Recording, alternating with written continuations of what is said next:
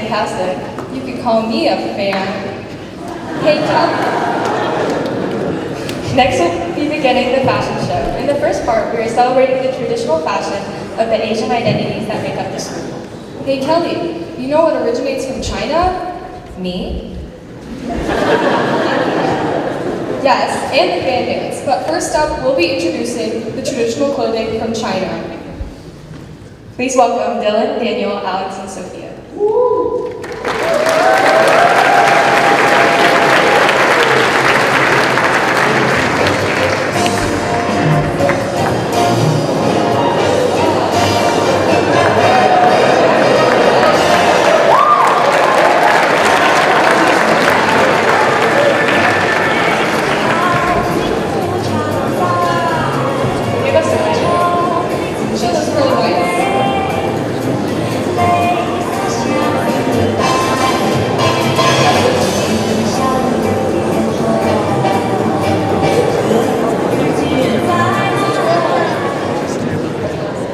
In Mandarin, the most recognizable dress today is called the qipao, also known in Cantonese as the chongshan or chongshan for men.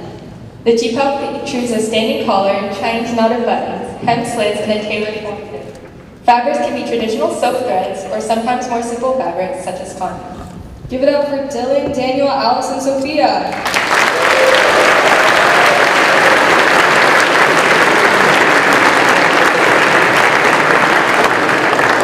Next up, we're doing the traditional clothing of Vietnam. Please welcome Aiden, Matthew, and sisters Shayla and Tiffany.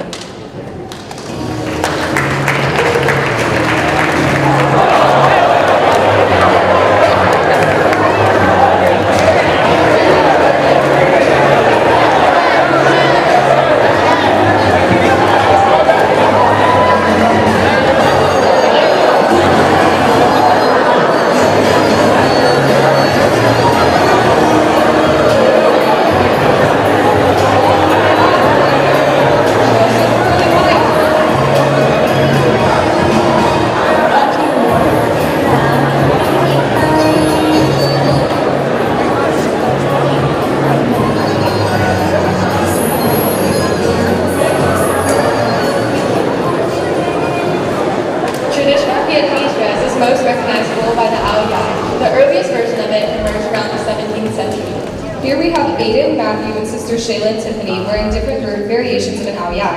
The modern ao dai can be made from a diversity of materials and is mixed with trousers or loose silk pants. It is often form-fitting and adorned with intricate designs.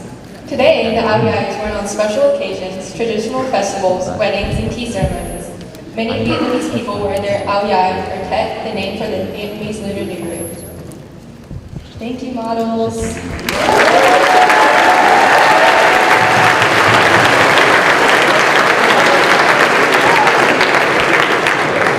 Hey, Kelly, what do you call an alligator at a vest? An investigator. That's right. Now, why don't we do some investigating into traditional Korean clothing? Please welcome Will and Andrew.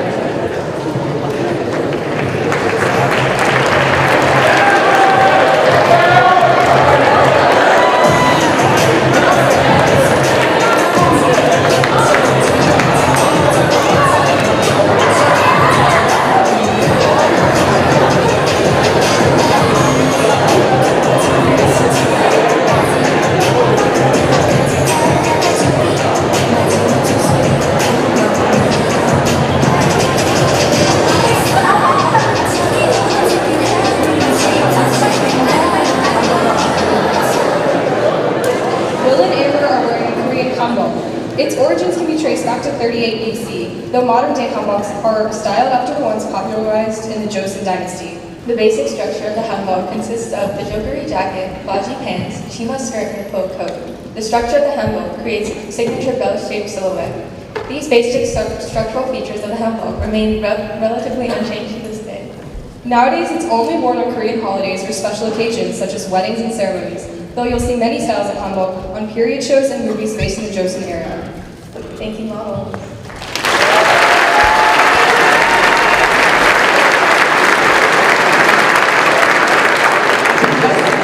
Did you leave the faucet running this morning?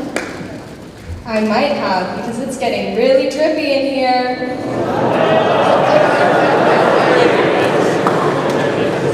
welcome Ryan and Leo.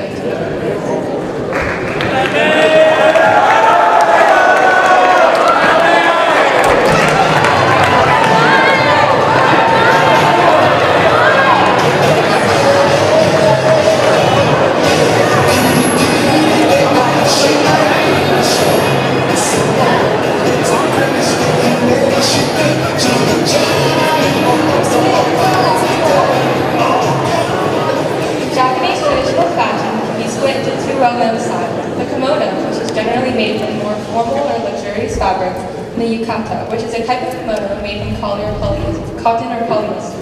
Yukatas are more common in the summer months and are more casual, emerging in Japan in the 8th century. Thank you, models.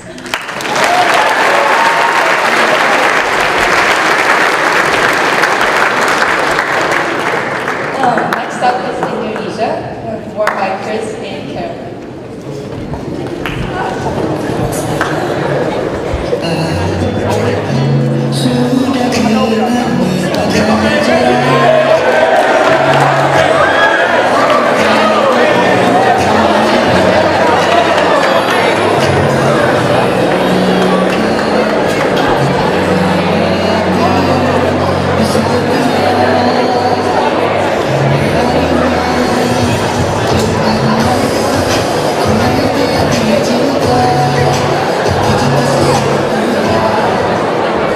There's actually only one person at Westminster who identifies as Indonesian, and that's Mr. Coffee, whose family you can see in the picture on the left wearing a batik, the traditional Indonesian garb. The two types of clothing on display are batik, worn by Chris, and the kebaya, worn by Carol. Batik is actually a technique of wax-resistant dyeing applied to cloth. Wax is applied to the fabric before dyeing, and traditional handmade batik fabrics can take weeks or months to create. The kebaya, most associated with Javanese and Balinese people, is characterized by a sheer upper garment and long skirt and sari.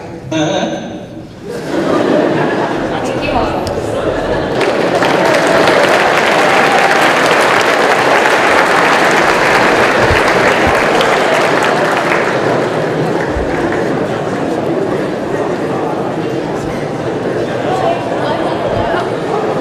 And I'm Dave. And we'll be introducing traditional South Asian apparel to you today.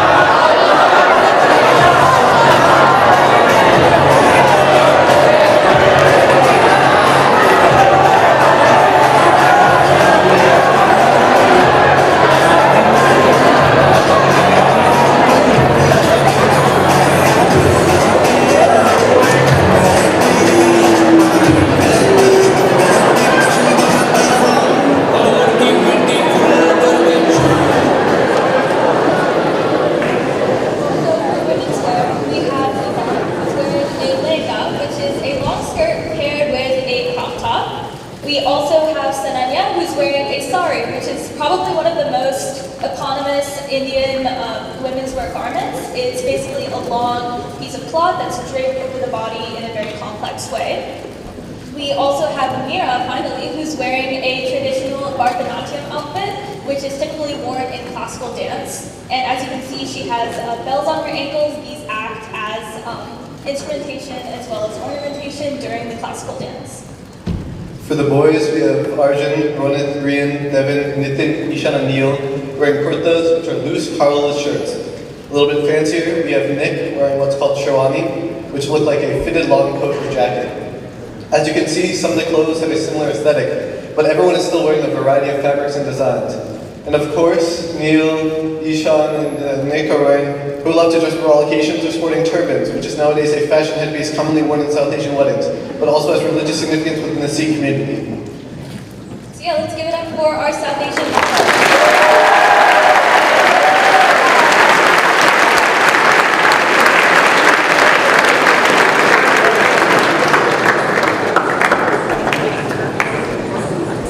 Thanks again, models. Now, there are obviously a lot of countries within the entire continent of Asia, each with their own histories, art, culture, and fashion. And there's no way that we would be able to cover all of them here in this show. While we don't have folks that identify as many of these countries at Westminster, we'd love to highlight just a few of them. Thailand, the Philippines, Pakistan, for example, are ethnicities with a distinct fashion you can see featured in some of the photos above.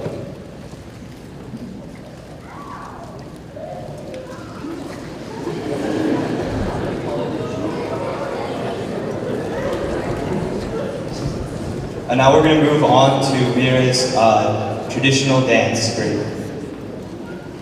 To kick off our part 2, we will now have Mira Laskar perform a short portion of a Bharatanatyam dance piece for you all. Bharatanatyam is one of the classical dance forms of India, originating from the state of Tamil Nadu. The piece that Mira is performing today is called Shabda, and Bharatanatyam is like a form of storytelling and dance, and this piece tells the story of a deity named Shiva and his female worshipper who's searching for him. Shabdam is also a style of dance that's very heavy on the expressions. And this piece is going to be a part of Mira's Arangedram, which is like a coming-of-age dance recital that all Bharatanatyam dancers partake in. It takes years of training, so please give it up for Mira Laskar.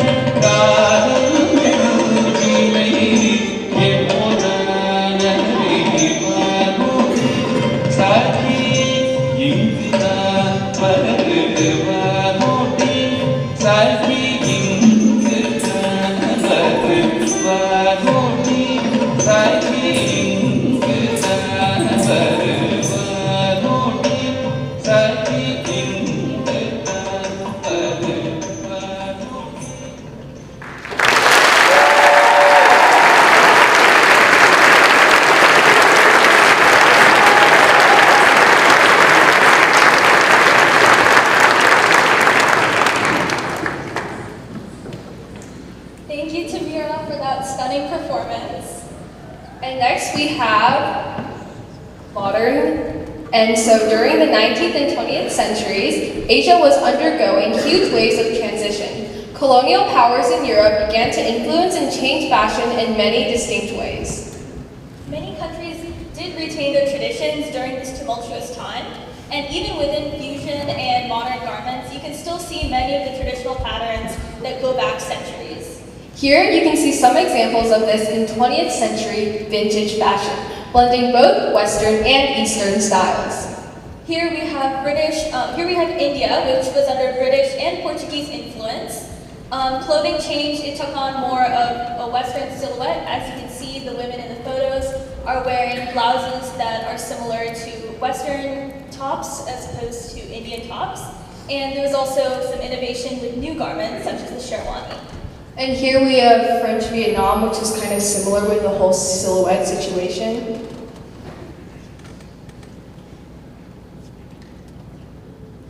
We also now have British China, which once again, as you can see, you have very traditional fabrics and drapes combined with a kind of vintage colonial silhouette and tailoring. Thank you.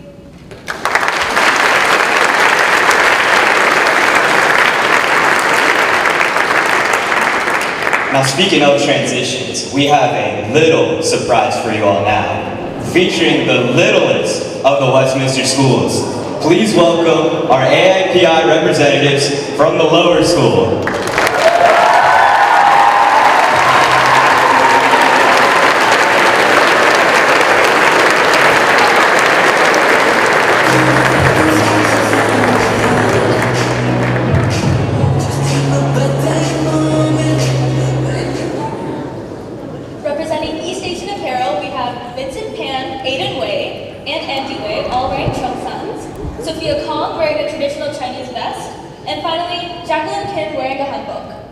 And now to display South Asian clothing, we'd like to welcome another set of little ones. Please give it up for Arvin Lewis, Danish Smith, and Rayon Sharma.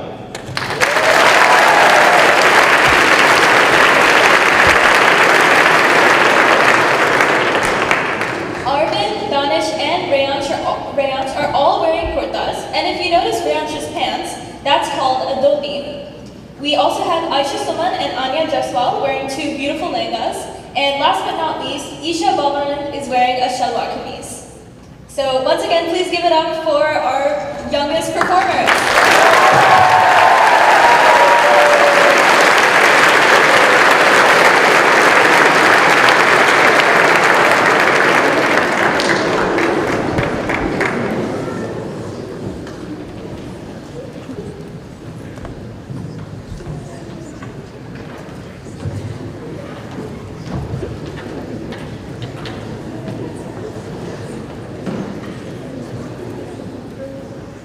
So that was an amazing and also very cute fashion show. It's my personal favorite. Now we'll have another performance that you may see more of often in modern media.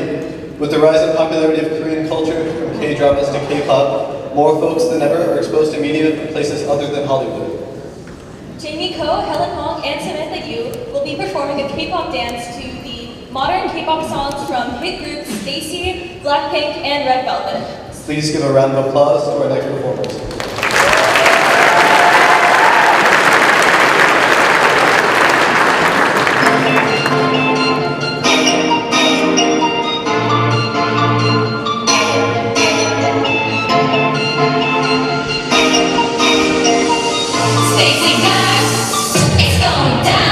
Hey,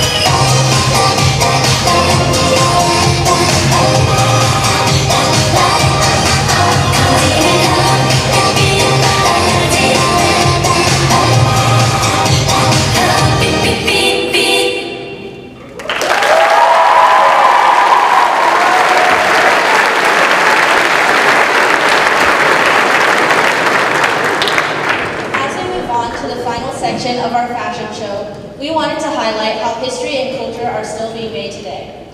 We'd like to welcome Aiden, Chris, Kai, Dylan, Daniel, Alex, Shayla, Mai, and Alexandra, who are all wearing an assortment of Japanese, Chinese, and Korean-inspired streetwear.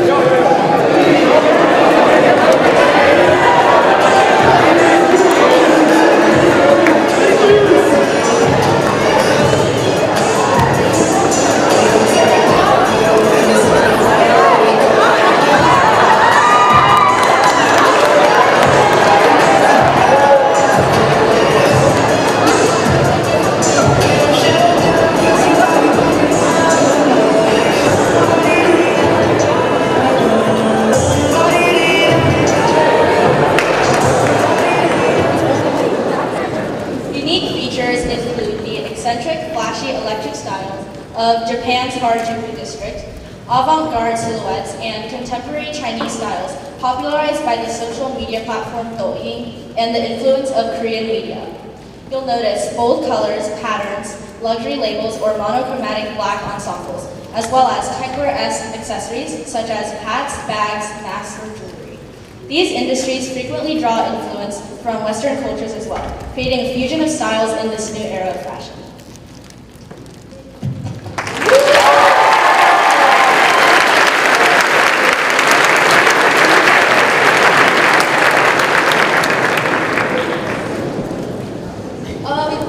That was a really great contemporary wear fashion show. Now we're going to introduce South Asian fusion fashion. Well, India doesn't really have a streetwear. There is a lot of Indo-Western fusion. So please welcome the Indo-Western fusion fashion show.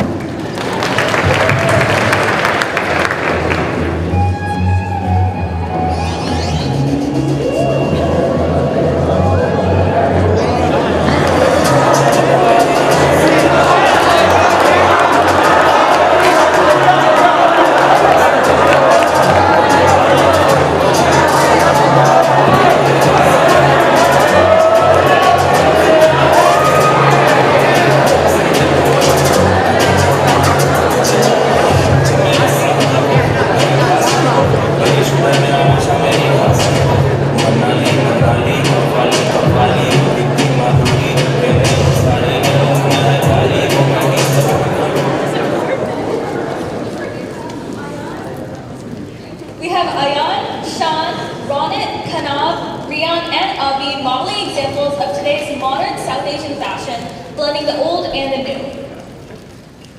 We also have Sananya, who's wearing a Indo-Western Indian formal outfit. Contemporary Indian fashion consists of modern twists on traditional clothes.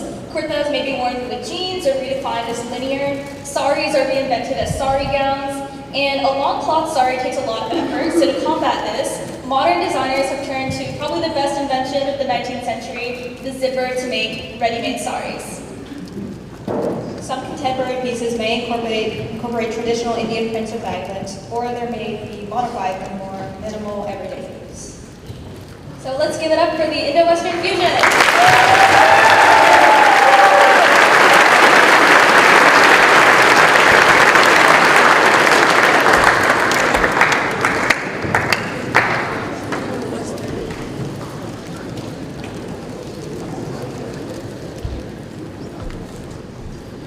Now, Mon Merchant, Sophia Wang, and Alex Vito will be performing Sun Safia, a representation of modern Indian pop culture, originally from the hit Bollywood-inspired movie ABCD 2. Give it up for them.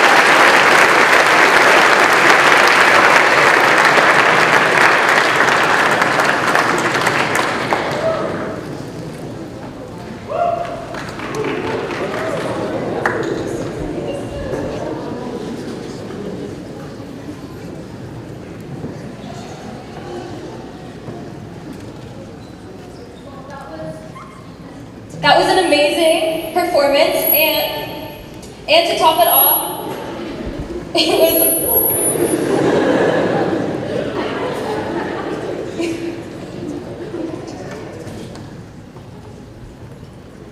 Okay, so that was a really amazing performance, and it was an inter-affinity group performance. So can we have one more round of applause for that?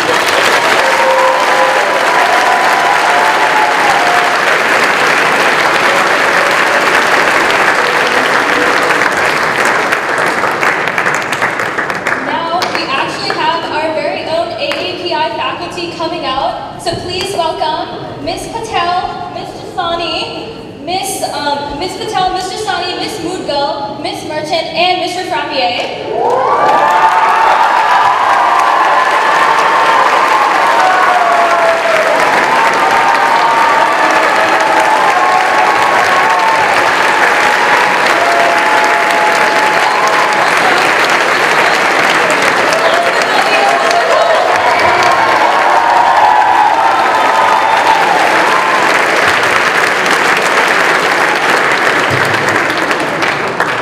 So yeah, that is our awesome and super talented faculty who we could not have done this without. So can we have one more round of applause for them?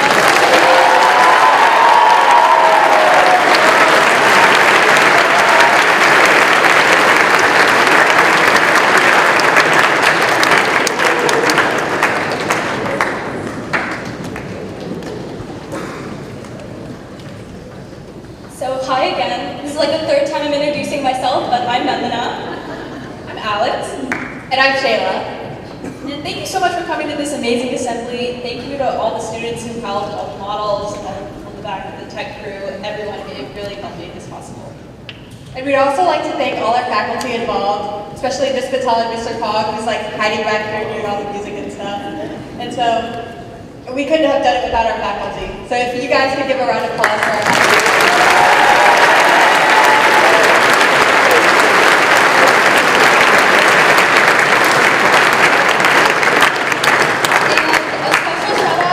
Dr. Stewart and Mr. Pitts for letting us use their room as kind of like a headquarters / dressing room. It was everything. It's kind of a mess, so special shout out to them for their patience. And we'd also like to let you guys know about a special event on the Beltline. It's called the ABCs of AAPI, and it's going to be there from the month of May all through the month of June. It's art done by AAPI members of our community. It's going to be super fun, and the launch date is, I believe, April 30th. So yeah, it's going to be awesome, and thank you so much for coming out.